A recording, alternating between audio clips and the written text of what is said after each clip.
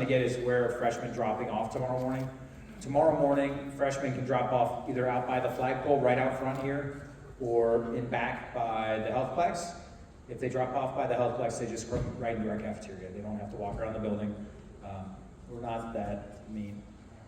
Okay, just some important expectations at the high school. We have a bunch of opportunities to get extra help, and I'll go kind of deeper into that in a little bit with PAC Success and ETEH. But if you're falling behind, if your child's falling behind, we encourage you to use those opportunities, okay? It's built into our school day, so that's time for the kids. Attendance is a big push this year, and I'll get to that in a second. If they're not in the building by 7:40, they're probably going to be late to their first class. It's just get in here before 7:30 or 7:40, it'll make things a lot easier. I do open the building at 6:45 for those of you that need to drop off early. They'll just hang out in the cafeteria until we open the doors. And then we don't close the building until 4. School ends at 2:35, but we'll supervise them until 4. We have several different pathways at the high school. We have our employment pathway, our enlistment pathway, our enrollment pathway, and entrepreneurship. Employment is kids that are going to go right from high school into the workforce. Enlistment is right from high school into the military. Enrollment is enrolling in college, and entrepreneurship is hopefully starting their own job or thinking about starting their own business.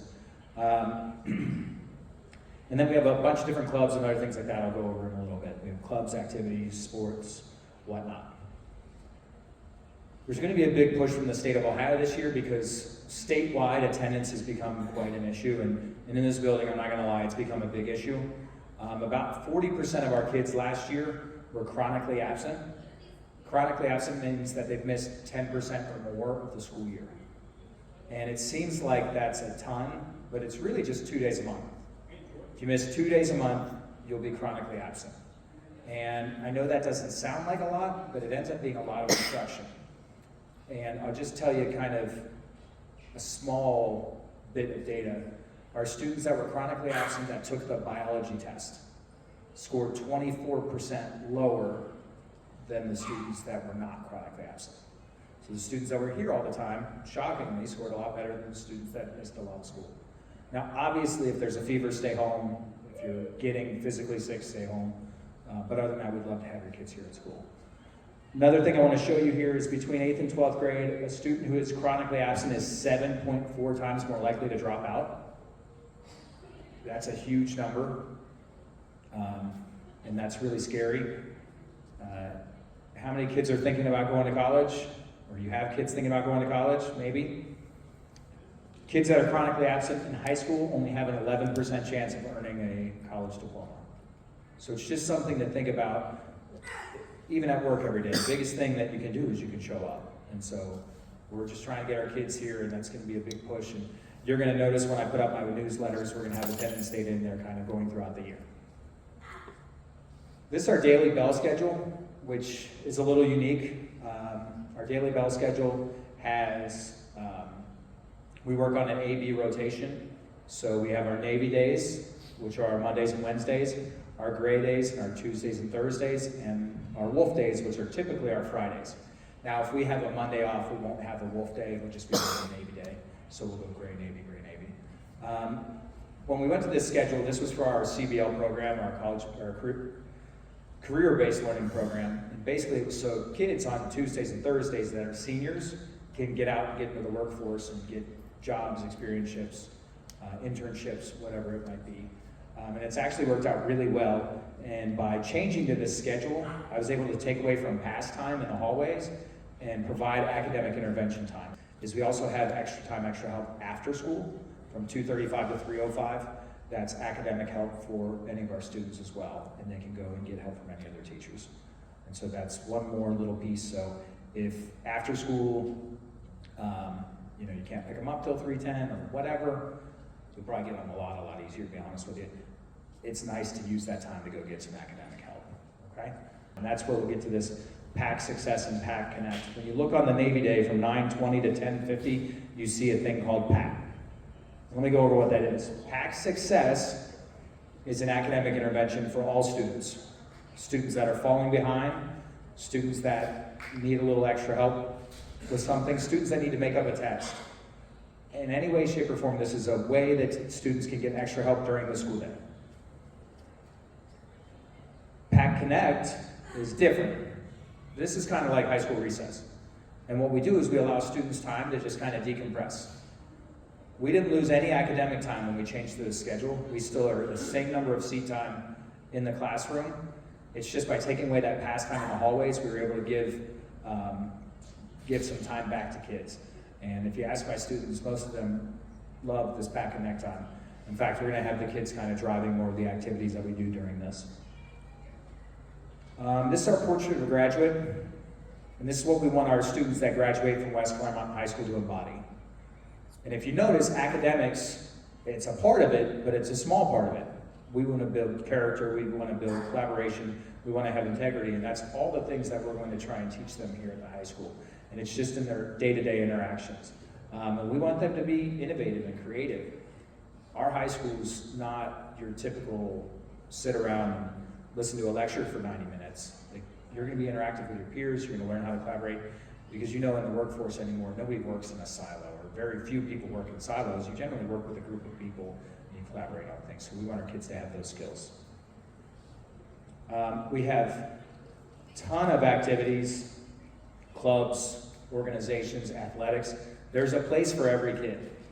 You see this huge, beautiful theater. We put on 3 shows a year in here. Our theater group is amazing. In fact, we've got 2 booth kids back there right now. They're the ones running the electronics for this. And they're the ones that are trained to run the electronics for this. In fact, I don't know that I have an adult in the building that can run it as well as the students can.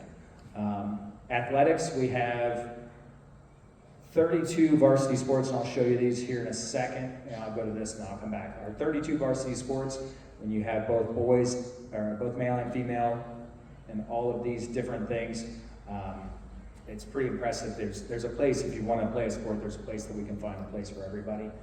We also have all of these different clubs. Yes, we have an archery club. Nobody's been hit yet, so that's been great.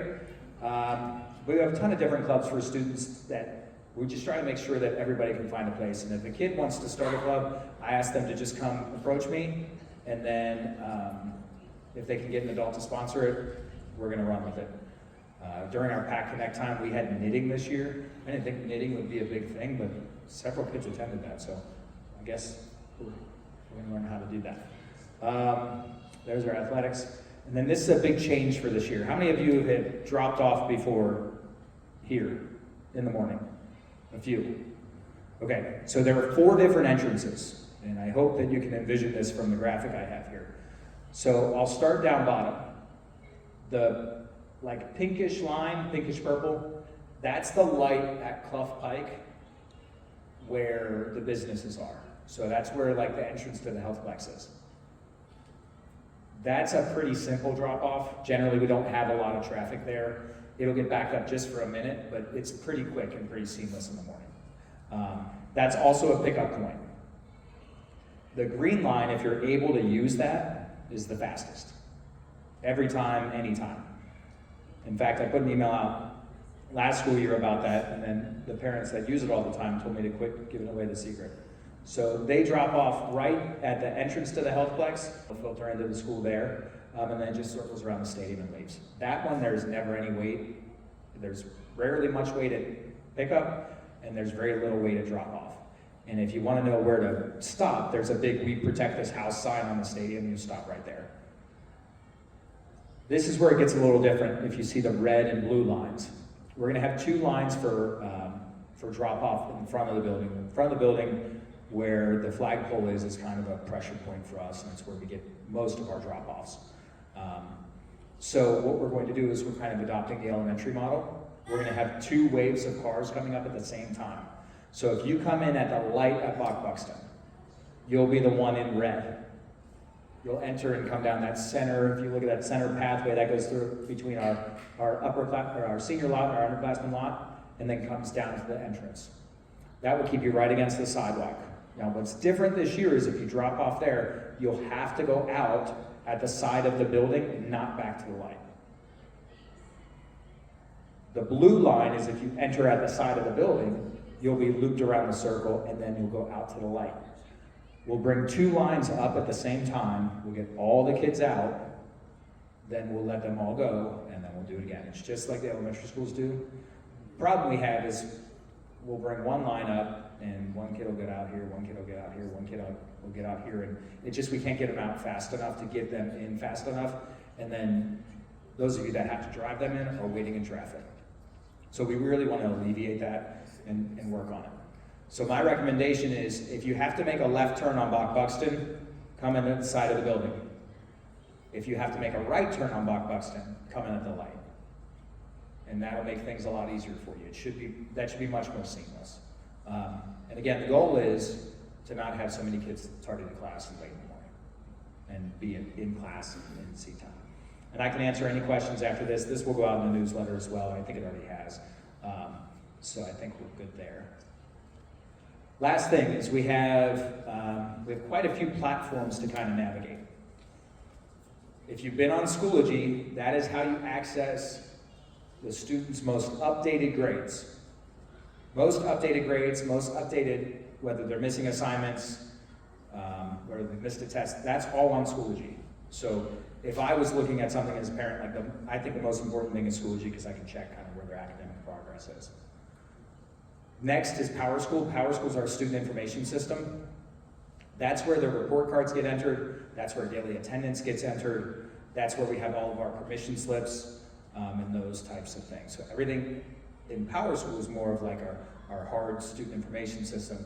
Schoology ends up being more fluent and like grades and stuff like that. We have Pay Schools. Pay Schools is so you can pay online. Last year we had a slight hiccup with Pay Schools where people were paying and it wasn't getting credited to their account. So if you pay and it's not credited to your account, please call us. We will get it fixed. We're able to go in and find that out. Pay Schools has assured us that they fixed it, but I don't believe them until I see it. So we'll just want to make sure that that's taken care of if you pay through Pay Schools. Because you can pay your lunch account there and any school fees or anything else. And then if you need to find anything else, this westclair.org/hub is everything you'll need. And so that should be everything you need to find and anything else you need for West Clermont High School. So I'll be down front if you have any questions. It's 7:14 and 56 seconds, so I hit it right on the nose. Thank you very much. Have a good night. Take care.